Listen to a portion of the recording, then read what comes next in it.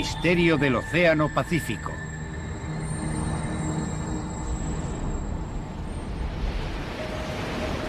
...8 de septiembre de 1980... el enorme carguero Derbyshire, con 150.000 toneladas de mineral de hierro a bordo, se encuentra a 370 kilómetros de la costa este de Okinawa. El Derbyshire es un buque gigantesco, que mide más de 3 campos de fútbol de eslora, el doble del Titanic, y tiene solo 4 años. De proa a popa, su diseño es de lo más moderno que existe. Cualquiera se sentiría totalmente a salvo navegando en él. Pero algunos, como el marinero de primera Peter Lambert, no. Cuando venía a casa de permiso hablaba del barco en el que había estado, de la gente que había conocido, los marineros, los amigos que había hecho. Y siempre nos escribía. Pero este viaje no le gustaba, había algo raro. Mucha gente dijo lo mismo. Aunque a disgusto, Peter se enroló para un viaje más, con la idea de ganar dinero suficiente para casarse. Tenía 19 años. Pero su boda nunca se celebraría. El 9 de septiembre, el Derbyshire desaparecería con toda su tripulación.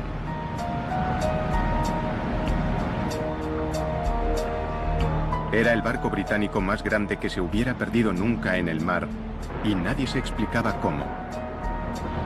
¿Cómo podía este barco gigante, tripulado por marineros experimentados, desvanecerse sin más, sin haber hecho una llamada de socorro y sin dejar rastro? ¿Sería otra víctima de uno de los enigmas más aterradores y duraderos del Océano Pacífico? Al sur de Japón se ubica una vasta extensión de océano vacío. Desde 1940, en estos crueles mares, han desaparecido misteriosamente un buen número de barcos gigantescos.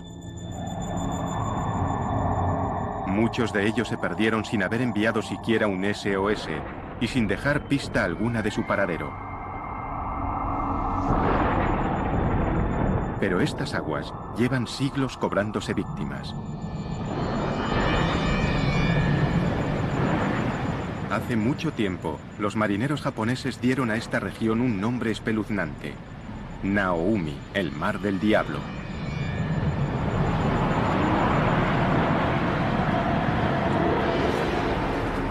Las leyendas japonesas hablaban de fuerzas desconocidas que vencían a los buques más fuertes y de grandes monstruos marinos que arrastraban a sus marineros a la muerte.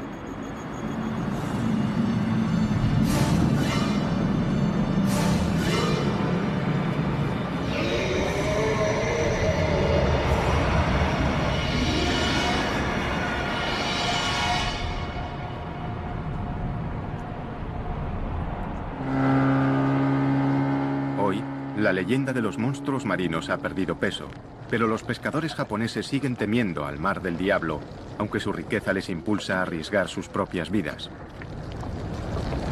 El mar del diablo es un mar de abundancia. Siempre hemos pescado allí. Pero aunque hay muchísimos peces, el precio por capturarlos a veces es muy alto. Este mar es distinto. Las olas cambian rápidamente y de modo impredecible. Por eso, si te relajas a bordo de un barco, puedes tener problemas. Intrigados por los continuos informes sobre desapariciones misteriosas, los investigadores han buscado patrones que pudieran resolver el enigma del mar del diablo. Y algunos dicen que al trasladarlas a un mapa, las recientes desapariciones forman un triángulo de muerte, pero eso es solo el principio. El Triángulo del Mar del Diablo se encuentra en la misma latitud que otro famoso trecho de océano situado al otro lado del mundo, el Triángulo de las Bermudas. ¿Podría ser algo más que una coincidencia? ¿Podría ser el Mar del Diablo otro Triángulo de las Bermudas? ¿O incluso más mortal que el propio Triángulo de las Bermudas? Hay quien cree que podría serlo. El profesor Junichi Yaoi, escritor y experto en fenómenos paranormales, tiene una polémica teoría sobre por qué han desaparecido tantos barcos en el Mar del Diablo. Hay muchas respuestas posibles para estos hechos. Algunos buques se hundieron debido al estado del mar. porque esos incidentes ocurrieron en mares que podrían estar encrespados o a causa de las tormentas. Sin embargo, si hubieran desaparecido sin más, yo diría que podrían haber ido a otra dimensión. Podría haber una entrada a otra dimensión en esta zona. La mayoría de los científicos rechazan las teorías del profesor Yaoi por considerarlas ciencia ficción, pero en el Mar del Diablo siguen desapareciendo barcos.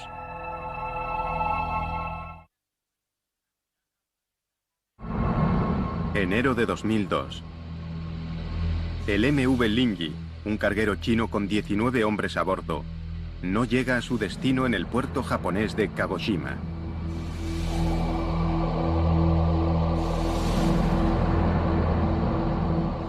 Pasan los meses y las autoridades son incapaces de explicar qué le ha pasado al Lingyi.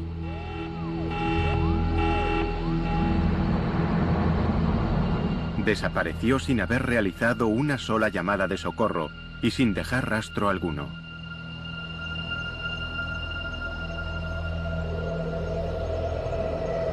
El profesor Yaoi tiene su propia teoría sobre lo que pudo haber ocurrido.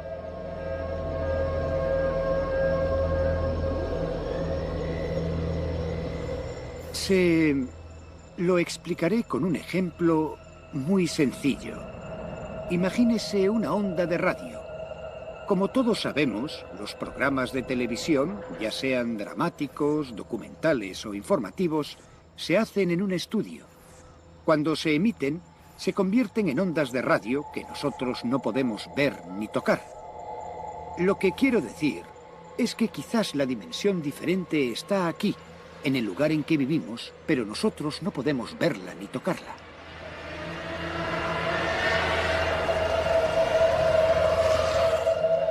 Aunque hay quien ve en la teoría del profesor Yaoi una manera sencilla de explicar lo inexplicable, los expertos marítimos son escépticos. Yo soy escéptico, probablemente muy escéptico ante cosas de este tipo. David Mearns es un buscador de naufragios con un historial impresionante de localización de buques perdidos y una actitud pragmática ante lo paranormal. La gente me contrata para que encuentre respuestas desde el punto de vista científico y técnico. Por eso, si de pronto dijera...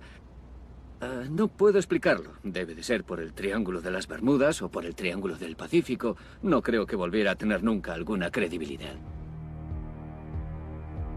En 1994, David y su equipo acometieron uno de sus mayores retos hasta la fecha: resolver el misterio del buque perdido Derbyshire. Sería una misión muy exigente incluso para un experto como él. Esta vez se enfrentaba a un enemigo formidable, tal vez el más duro de su carrera, al Mar del Diablo.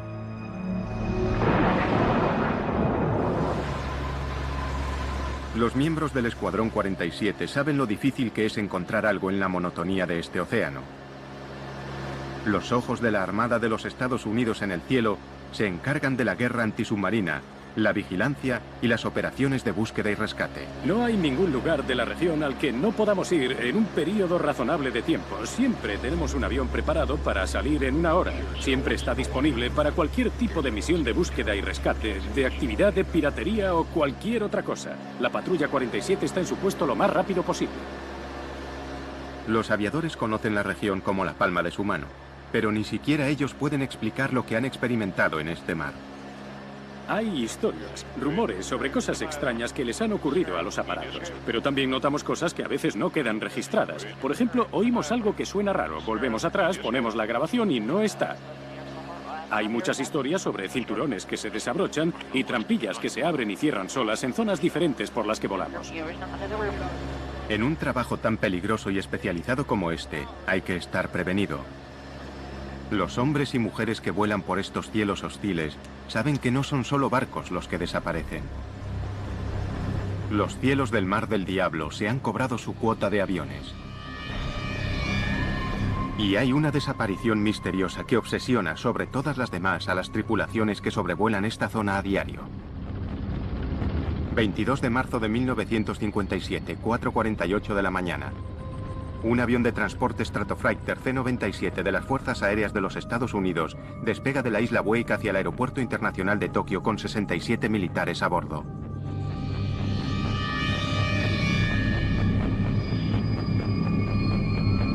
La duración aproximada del vuelo es de 9 horas y media, y el aparato lleva combustible para 13 horas y media. Durante 8 horas, el vuelo discurre con normalidad.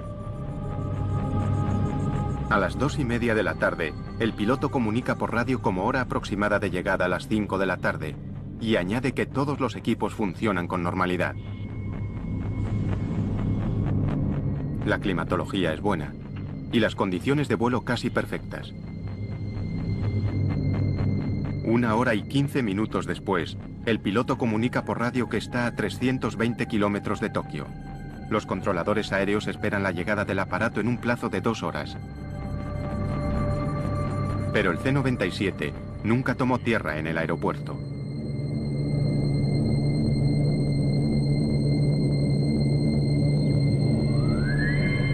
Los equipos de vigilancia y rescate peinaron miles de kilómetros cuadrados de océano, reconstruyendo el recorrido del aparato. No encontraron nada. El gigantesco avión de transporte había desaparecido. Algo dentro o sobre el Mar del Diablo tenía poder suficiente para eliminar al enorme aparato sin dejar rastro. ¿Qué pudo haberle ocurrido a este formidable avión, fabricado para el combate y en condiciones perfectas para el vuelo? A día de hoy, nadie lo sabe. Sigue siendo un misterio y un peligro que los hombres y mujeres del ejército deben aceptar en el cumplimiento del deber.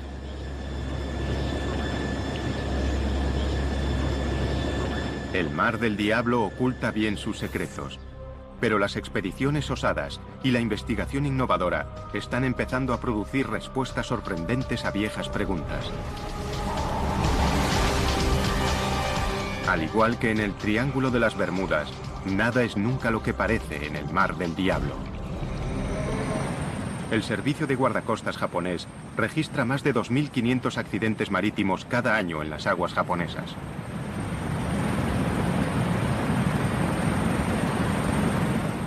Estas aguas mortales son inmensas e implacables.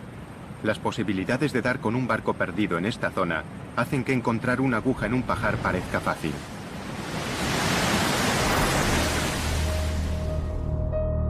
Por eso, 14 años después de que el buque gigante Derbyshire desapareciera sin dejar rastro en el Mar del Diablo, casi todos creían que nunca sería encontrado. El informe oficial culpó a las fuerzas de la naturaleza y el caso se cerró. Pero las familias de la tripulación del Derbyshire no iban a permitir que el suceso se olvidara. Querían respuestas. Lo único que queríamos eran pruebas que demostraran exactamente qué le había ocurrido al barco y por qué 44 personas habían muerto. La única manera de que se reabriera la investigación era que tuviéramos nuevas pruebas y estas se hallaban en el Derbyshire. Y todo el mundo estaba seguro, en la industria mercante, de que nunca encontraríamos ese barco. Pero las familias se negaron a rendirse.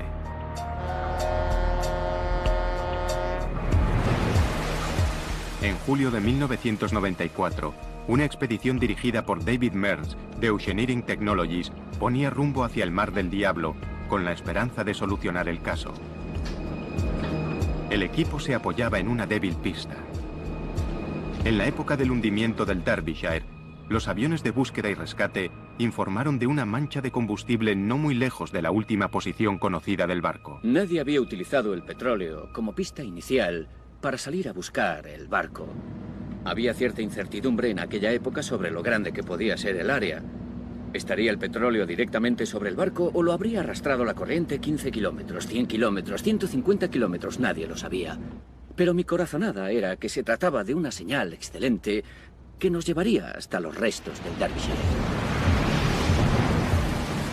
Solo con esta pista, David Mears y su equipo intentarían lograr lo imposible: encontrar el Derbyshire y poner fin al misterio. Una cosa era organizar la búsqueda, pero en este vasto y violento océano, las probabilidades de encontrar el Derbyshire eran mínimas.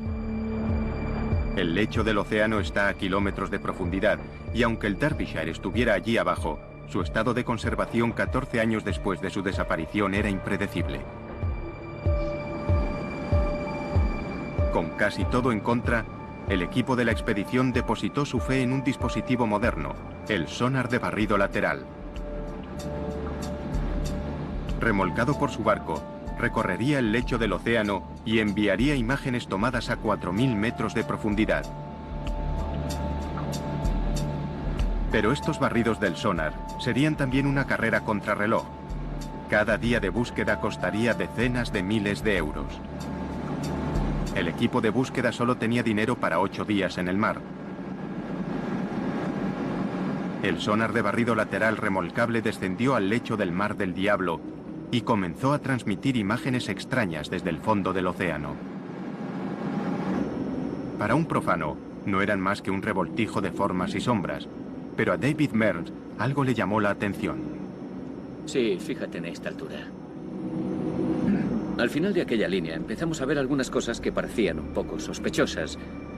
Y cuando pasamos a la siguiente línea, vimos aún más indicios y finalmente en la tercera línea nos encontramos con algo que era un volumen grande, denso, de material duro, pero no podíamos saber si era una roca o restos del buque.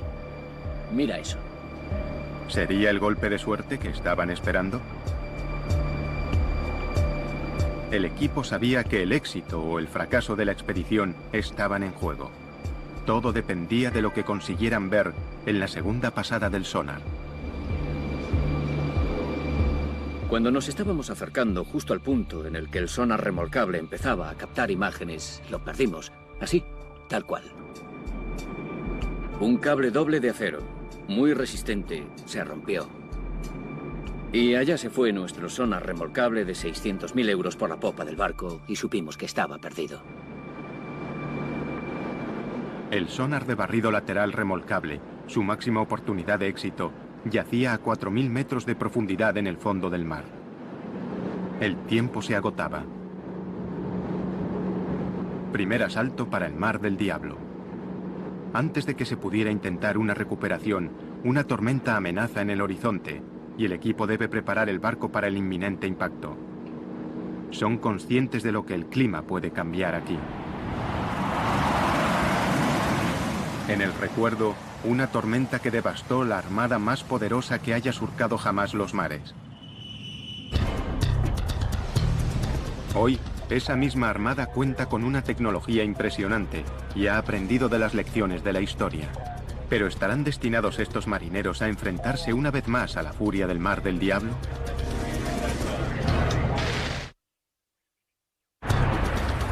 Al final de la Segunda Guerra Mundial, la séptima flota de los Estados Unidos estableció su base en Japón y desde entonces ha dominado el Pacífico.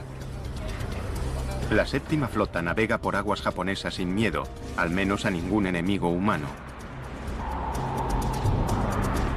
Pero estos marineros saben que si bajan la guardia, el Mar del Diablo puede jugársela en un abrir y cerrar de ojos. Muchas veces disfrutas de vientos favorables y de mareas en calma. Mejor imposible. Miras el horizonte, hay una brisa agradable, el sol brilla y te dices que si no estuvieras en la marina te estarías bronceando. Pero unas horas después, sin más, es como si se desencadenaran 1000 demonios. Así que nunca sabes qué va a pasar. Para sobrevivir en el Mar del Diablo, hay que estar preparados para lo que sea. En esta peligrosa región, lo más importante no son los pilotos de los cazas, sino un puñado de meteorólogos que escudriñan el mar y el cielo en busca de alguna señal de problemas. Estos hombres no contemplan el equivocarse. El más mínimo error podría ponerles en la senda del peligro, y sobre sus buques caería el clima más mortífero que pueda generar el planeta. Parece increíble que estos poderosos buques de guerra, construidos para repeler a los peores enemigos, puedan ser tan vulnerables a los embates de la naturaleza. Pero el Mar del Diablo ya ha demostrado lo que puede hacerles. Es una tragedia que aún atormenta a la Armada. Diciembre de 1944. La Segunda Guerra Mundial ruge en el Pacífico. Los escuadrones suicidas de los kamikazes japoneses son el enemigo más temido. Pero el terror que inspiran está a punto de ser superado. El Destacamento 38, un grupo de buques de combate de la Armada de los Estados Unidos, bombardea las posiciones japonesas en Filipinas, preparando el camino para el desembarco de MacArthur en la playa.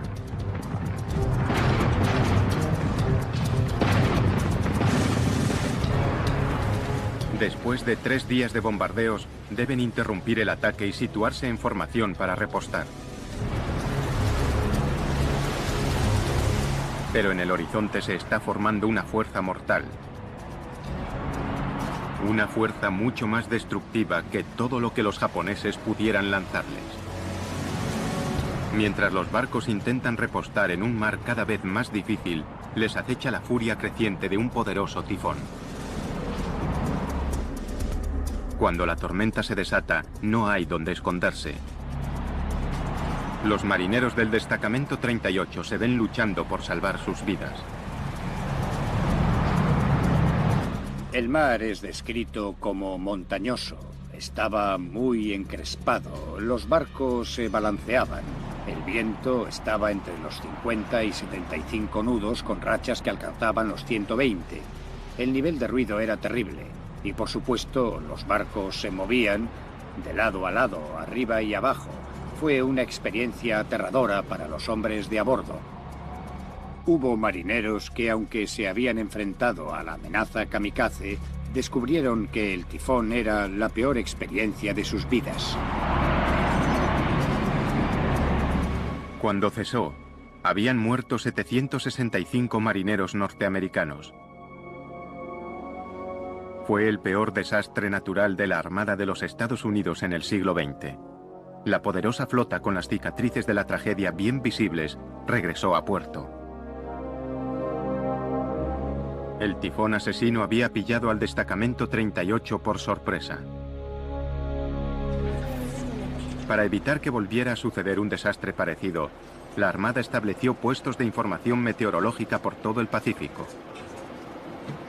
Hoy, el Mando Meteorológico y Oceanográfico de la Armada de los Estados Unidos en Yokosuka, Japón, está en alerta máxima. En el Mar del Diablo se está formando un potente tifón. Esta región mortal es una fábrica de tifones. Sus aguas cálidas pueden generar hasta 30 tormentas asesinas al año. Torbellinos con vientos de 320 kilómetros por hora y olas de hasta 20 metros de altura que se desplazan a 80 kilómetros por hora por el mar, devastándolo todo a su paso. El oleaje asociado con la tormenta ahora mismo es de unos 9 metros. Por eso estamos alejando a los barcos de la zona. Estamos alejando a los barcos de la costa de China y esperamos que se mantengan vientos de 80 nudos con rachas de 105 desplazándose al oeste. Cuando los vientos superan los 170 nudos o 315 kilómetros por hora, un tifón se convierte en un supertifón, una de las fuerzas más devastadoras de la naturaleza y la peor pesadilla de un meteorólogo marino.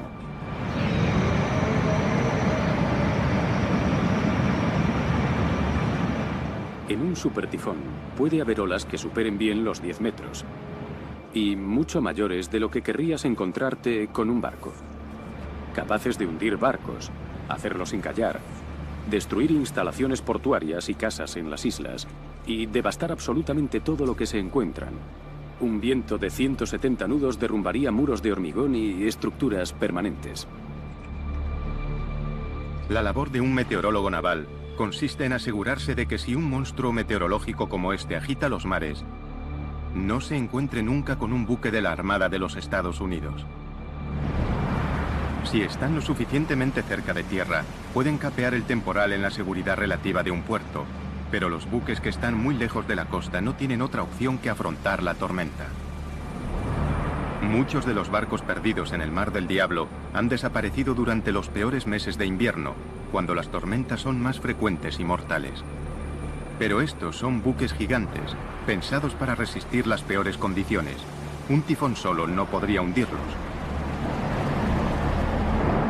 Cuando el gigantesco carguero Derbyshire puso rumbo hacia el Mar del Diablo, era septiembre de 1980, la peor época en la estación de los tifones.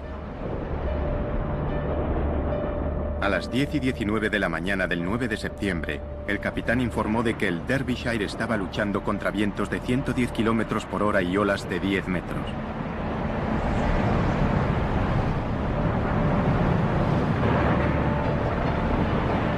Pero el capitán no estaba especialmente preocupado. Se mostraba confiado en que un barco tan grande y tan bien diseñado como el suyo no debería tener problemas para mantenerse a flote aún en esas condiciones. Comunicó por radio que su llegada a puerto no se retrasaría más que unos días. Pero el Derbyshire desapareció sin dejar rastro. ¿Cómo pudo equivocarse tan trágicamente? ¿Estará enterrada la respuesta bajo las olas? Hoy, los investigadores están desvelando los secretos más profundos del Mar del Diablo. El Instituto Japonés de Ciencia y Tecnología Marina envía regularmente un equipo a estas oscuras profundidades. El sumergible Shinkai 6500 es el orgullo de la flota. Fabricado para sumergirse hasta el fondo de los océanos más profundos del mundo. Los científicos marinos pasan largas horas en las tinieblas de las profundidades, explorando un mundo nunca visto a una escala casi increíble. En algunos lugares, las fallas en el lecho del océano caen hasta 12.000 metros por debajo de la superficie del mar. Si la montaña más alta del mundo, el Monte Everest, se alzara desde este abismo, aún estaría más de 2 kilómetros bajo las olas. Los investigadores no han hecho más que rascar la superficie de este mundo submarino. ¿Podría ser esta la última morada de los submarinos de la Segunda Guerra Mundial perdidos por causas desconocidas? ¿Quién sabe qué podrían ocultar estas profundidades sombrías? Se ha sugerido incluso la existencia de una fuerza extraterrestre que acecha bajo el Mar del Diablo. El informe de la investigación de un científico ruso fue ampliamente difundido en la prensa paranormal. El 18 de agosto de 1980, el buque soviético Vladimir Boberov regresaba de una misión de rescate en la costa japonesa. El jefe de la expedición, profesor Platonov, declaró que estaba de guardia cuando, de repente, un objeto no identificado salió del mar y rodeó el barco. Según el profesor, era de forma cilíndrica y pasó a toda velocidad emitiendo una luz azul cegadora.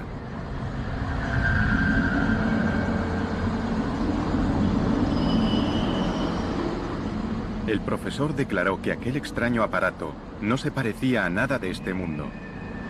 El objeto dio vueltas alrededor del barco durante varios minutos y se volvió a sumergir en el océano tan rápidamente como había aparecido. A lo largo de los años, se habían contado historias similares que habían acrecentado la leyenda del Mar del Diablo. Pero hay otra explicación para los objetos extraños que salen del agua. Los científicos japoneses rechazan la idea de una fuerza extraterrestre submarina. Para ser sincero, casi todos los fenómenos son explicables con los conocimientos de que disponemos, aunque nunca he visto un fenómeno tan extraño. ¿Qué fuerza natural puede enviar objetos hacia una superficie que está a kilómetros de distancia? Una posible respuesta se halla en el abismo occidental del Mar del Diablo, donde el núcleo fundido de la Tierra amenaza con salir a través de la frágil corteza. Sin previo aviso, desde el lecho del océano pueden surgir fuerzas violentas y desaparecer después con igual rapidez, sin dejar ninguna prueba de su furia, excepto tal vez el misterio de un buque desaparecido. En los años 50, el New York Times informó de una desaparición misteriosa que atrajo por primera vez la atención mundial sobre el Mar del Diablo.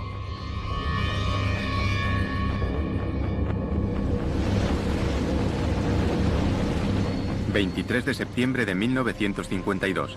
el Kayumaru 5 un buque de investigación de los guardacostas japoneses con 31 personas a bordo se dirige hacia el arrecife Myojin, en el Mar del Diablo, para estudiar una extraña actividad submarina. Dada la buena marcha que llevan, la tripulación espera llegar al arrecife en menos de un día. Pero después de 3 días de silencio de radio, las autoridades declaran el buque desaparecido.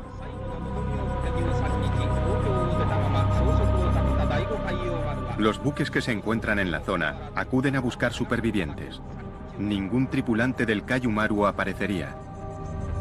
El misterio crece hasta que, por casualidad, los equipos de búsqueda son testigos de un violento fenómeno natural.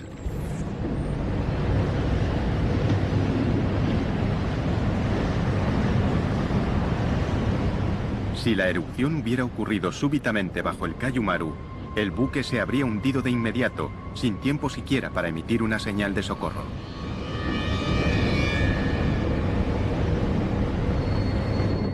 Se encontraron algunos restos de un naufragio, pero ninguno con el nombre del barco, y no hubo supervivientes que contaran lo ocurrido. El destino del Kaiju Maru seguiría siendo un secreto del Mar del Diablo. Los familiares desconsolados se vieron obligados a aceptar que el buque simplemente había desaparecido, y con él sus maridos, hijos y padres. El servicio de guardacostas japonés aconsejó a los buques que evitaran el arrecife Myojin ante el peligro de una erupción submarina. Nacía así una leyenda. Pero las profundidades pueden matar de más de una manera. Cuando un terremoto asola a las ciudades costeras japonesas, sus habitantes corren hacia las colinas. Un terremoto en el lecho marino envía una onda de choque a la superficie. Entonces, se desplaza una masa de agua que se mueve rápidamente a través del océano. Esta fuerza irresistible es el tsunami, la más mortífera de las olas. En océano abierto, los tsunamis pueden alcanzar más de 800 kilómetros por hora. Cualquiera que se encuentre en su camino, en tierra o en un puerto, no tiene ninguna posibilidad. De pequeño, Takeo Suzuki fue uno de los pocos afortunados que sobrevivieron cuando un tsunami aniquiló su aldea. Fue realmente terrible. A las 12 en punto se produjo el terremoto. Unos minutos después llegó el tsunami. La gente intentó huir. Los que murieron no estaban muy lejos de nosotros, pero por desgracia murieron.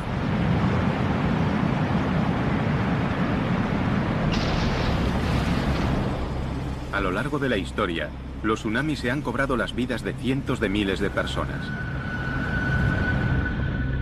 Hoy, los tsunamis siguen causando estragos en la costa japonesa.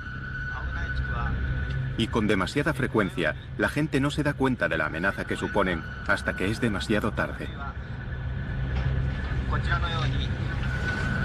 Nadie conoce mejor la impresionante fuerza de un tsunami que Chip McCready, del Centro de Advertencia de Tsunamis del Pacífico. Un tsunami incluso de 3 metros es muy devastador, porque el nivel del mar se eleva a 3 metros y se queda a esa altura durante 5 minutos, 10 minutos, 15 minutos, y durante ese periodo de tiempo llega mucha agua a la orilla y a gran velocidad.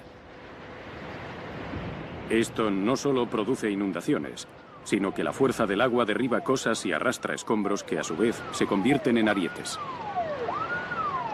Algunos expertos han sugerido que estas olas monstruosas podrían ser las responsables de la desaparición de buques en el Mar del Diablo.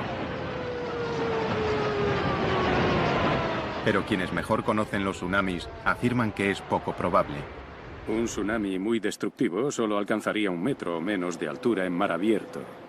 Y como estas olas son muy anchas, el tiempo que la ola necesita para levantarse y después volver a bajar es muy largo. Podría ser de entre 20 minutos y 1 hora. Así que este lento ascenso y descenso del mar en medio del océano pasa casi inadvertido. Aunque provocan enormes destrozos en la costa, no se puede culpar a los tsunamis de la desaparición de un barco en el mar.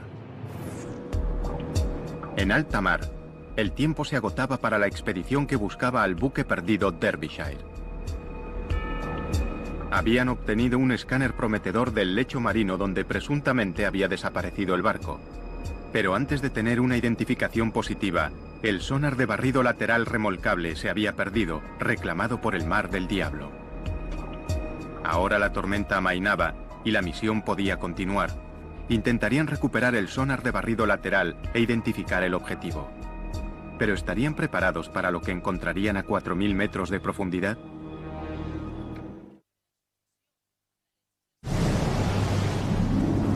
Nada está a salvo en el Mar del Diablo, considerado por algunos el Triángulo de las Bermudas del Pacífico. Los barcos desaparecen de la superficie, los submarinos se sumergen hacia su perdición, los aviones se desvanecen en los cielos.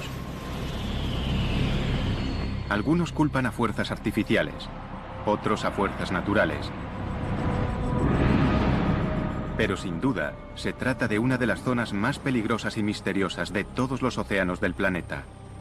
Y una pieza del rompecabezas estaba resultando esquiva hasta la frustración.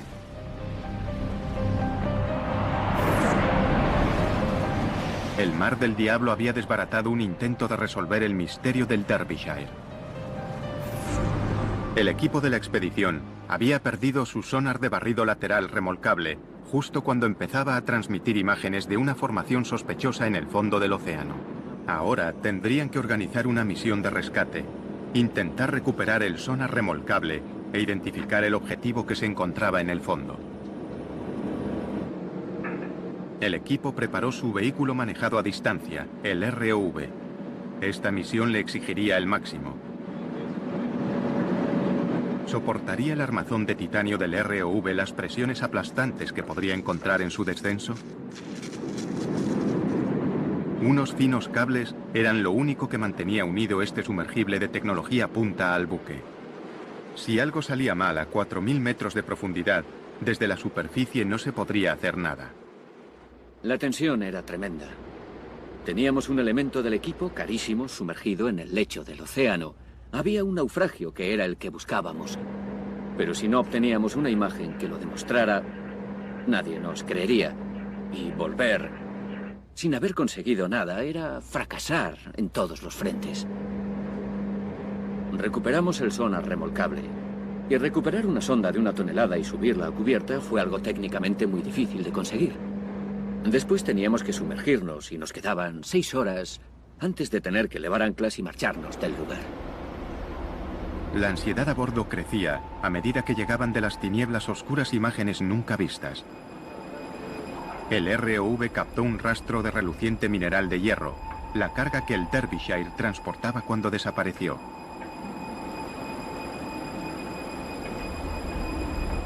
El metal retorcido confirmaba que el objetivo era un naufragio.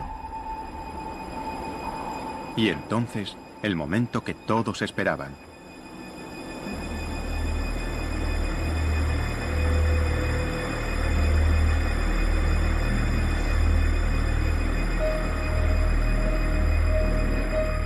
Una prueba, por fin, de que el poderoso barco no había desaparecido sin más, sino que al menos, tras este misterio, había una respuesta. Encontrar los restos de un naufragio es una sensación fantástica. Muchos habían predicho que no lo encontraríamos. Así que el momento en el que empiezas a ver el naufragio, que puedes ver esas imágenes, es una gran sensación.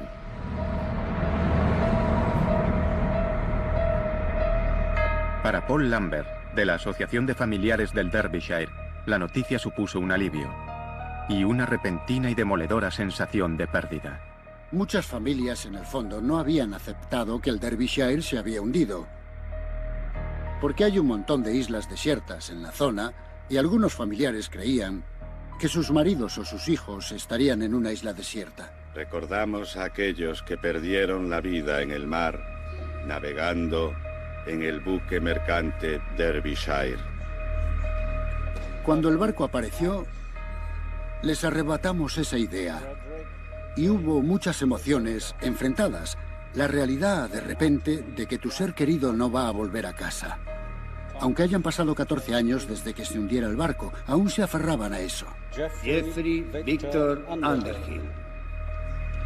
Tras 14 dolorosos años, las familias de los desaparecidos tenían las respuestas que habían estado buscando. Raymond William Taylor. Peter Lambert. Nigel Coates. Contra todos los pronósticos y ante el desconcierto de los críticos, David Mills y su equipo habían conseguido lo imposible. Habían encontrado los restos retorcidos del Derbyshire. Pero la pregunta seguía ahí. ¿Qué acontecimiento catastrófico podía haberlo enviado al fondo del mar? Los hallazgos de la expedición ayudaron a...